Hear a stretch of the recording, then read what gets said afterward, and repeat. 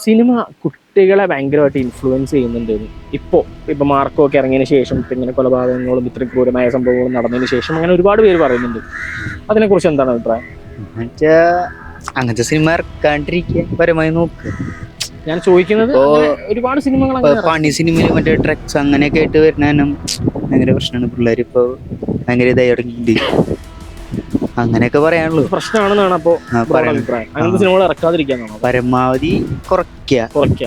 കാരണം എങ്ങനെ ഇൻഫ്ലുവൻസ് ആവുന്നതാണ് അല്ലേ? തീർച്ചയായിട്ടും ഇൻഫ്ലുവൻസ് ആവാൻ സാധ്യതയുണ്ട്. അപ്പൊ ഈ 2K കിഡ്സും 90s കിഡ്സും തമ്മിൽ ഉള്ളൊരു പ്രശ്നം പറയുന്നുണ്ട്. ഏറ്റവും ഇതില് പിള്ളേരെ എൻജോയ്മെന്റ് ചെയ്യിക്കാൻ പറ്റുന്ന പടങ്ങള് കോമഡി ചിരിപ്പിക്കുക അങ്ങനെയൊക്കെ ആണെങ്കിൽ കുഴപ്പമില്ല. വയലൻസ് വരുമ്പോഴാണ് പ്രശ്നം. അപ്പൊ ഈ ആക്ഷൻ സീക്വൻസ് പടങ്ങളൊന്നും വേണ്ടെന്നാണോ പറഞ്ഞത്? ആക്ഷൻ ചെറുതായിട്ട് വേണം, ഈ ഡ്രഗ്സ് മാത്രം കൂട്ടാണ്ട് പരമായി നോക്കുക. അപ്പൊ മാർക്കോയിൽ ഡ്രഗ്സ് ഇല്ലല്ലോ? അതിലില്ല, മറ്റുള്ള സിനിമകളെ പോലെയാണ്.